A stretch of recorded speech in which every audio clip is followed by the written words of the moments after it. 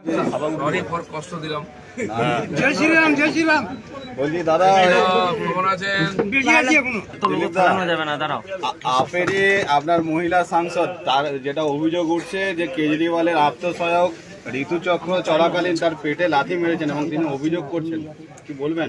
দেখুন, কেস হয়েছে কোর্টে, তদন্ত চলছে, সেন্সিটিভ ম্যাটার আছে। আমার মনে হয় বিষয়টা সিরিয়াসলি দেখবেন আদালত।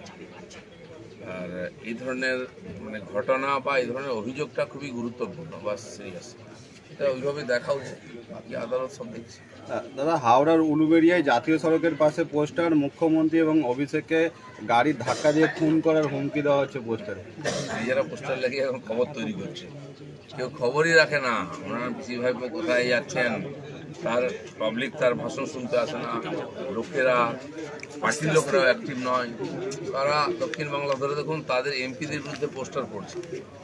আমি কাল আরামবাগে ছিলাম, প্রচার করছিলাম, সেখানে শুনলাম আগের এমপিকে টিকিট দেওয়া হয়নি, তো তিনি পার্টি অফিসে তালা মেরেছেন তার লোকেরা। এখন টিএমসি নিজের পার্টির লোকেদের লড়তে পটাতে মিটিং ভোট শেষ হয়ে যাবে।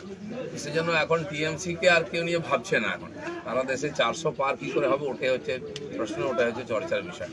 দাদা, অভিষেক বন্দ্যোপাধ্যায় ধনিয়াখালীতে সভা, এবং ওই সভা থেকে তিনি বলছেন যে যদি ধনিয়াখালী থেকে 30-35 হাজার ভোটে রচনা ব্যানার্জি জেতেন তাহলে পরে ওই এলাকায় 50 কোটি টাকার কাজ হবে, গ্রামীণ সড়ক যোজনা। এর আগে ধনিয়াখালীর এমএলএ বারবার এরম করে গুন্ডামি করে জিততেন। গত 19 সালের নির্বাচনে ওখানে সভা করতে রাজি ছিল না, আমাদের লোক সংগঠন ছিল না। আমার লোকেদের বলেছিলাম যে মাইকটা টাঙিয়ে দিয়ে তোমরা চলে যাও, আমি সভা করছি, এবং তাই হয়েছিল।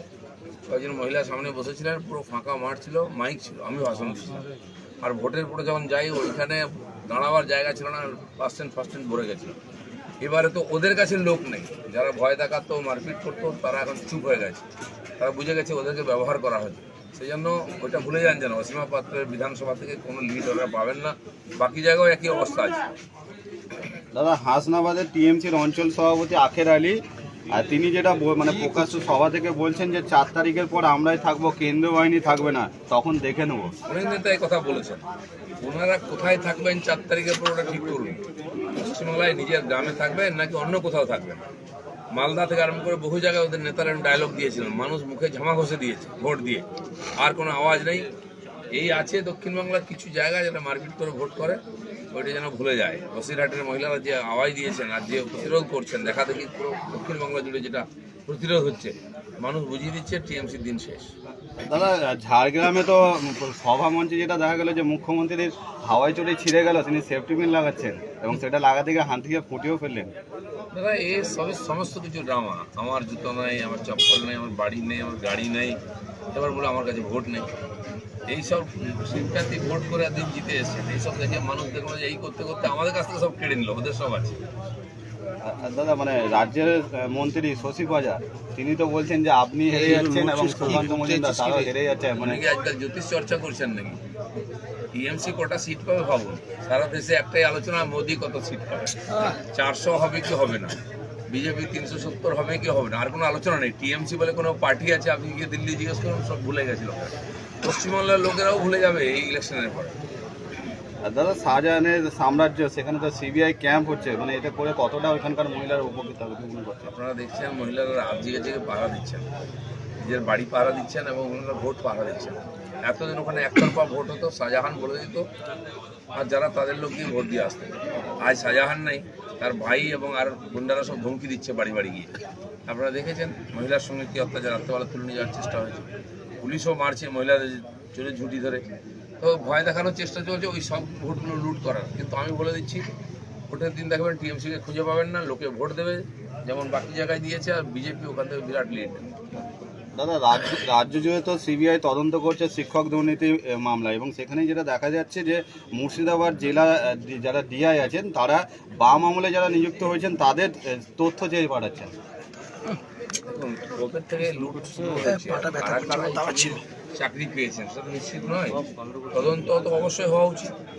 আর সিপিএমের আমলে দুর্নীতি হয়নি এটা কেউ বলতে পারবে না। তখন স্কুলের একটা স্কুলের ম্যানেজিং কমিটি পয়সা নিয়ে চাকরি দিত, ছোট ছিল, 3 লাখ 4 লাখ 2 লাখ দিয়ে চাকরি হয়ে যেত।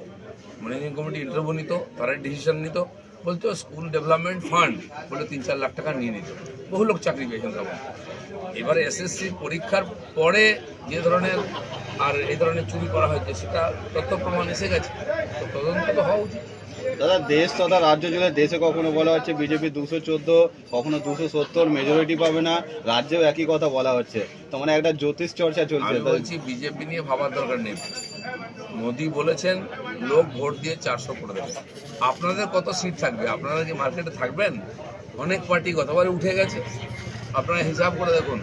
19 সালের ব্রিগেড সমাবেশে মমতা ব্যানার্জি সবাইকে ডেকেছিলেন, সব পার্টির নেতাদের, মোদি হাটাও দেশ বাঁচাও। ওনার 12টা সিট কমেছিল, বাকি যারা এসেছেন তারা পার্লামেন্টে পৌঁছাতে পারেনি। সিপিএম পার্টি শূন্য হয়েছে এখানে, আর তাই কেউ মমতা ব্যানার্জিকে আর ডাকছে না, সারা দেশে কেউ ডাকেনি। যদি ইন্ডিয়া অ্যালায়েন্স থাকে, কারণ মমতা ব্যানার্জি এত পপুলার লিডার, দু একটা রাজ্যে যেতে পারতেন, এখানে অ্যালায়েন্স হয়নি, কেন ডাকেনি? উনি যেখানে যাবেন সেখানে শুকিয়ে যাবেন। অখিলেশ কোথায় আছে? লালু প্রসাদের ছেলে উদ্ধব ঠাকরে, যাদের মাথায় হাত দিয়েছেন, হয় তারা জেলের ভাত খাচ্ছে, না রিটায়ার্ড হয়ে গেছে। দাদা আপনি তো রাজ্যের বিভিন্ন জায়গায় ইতিমধ্যে আবার প্রচার শুরু করেছেন, তো মানে পোড় খাওয়া রাজনীতিবিদ দিলীপ ঘোষ কি মনে করছে তৃণমূল কটা পাবে রাজ্যে? তৃণমূল মার্কেটেই নেই এখন, তাই ভয় দেখাবার চেষ্টা করছে। কটা পাবে? গতবারে 1 ডজন কমেছিল, এবারে আরো 1 ডজন কমবে। ধাক্কা তো সব জায়গায় খাচ্ছে, শেষ ধাক্কাটা 4 তারিখ পাবে।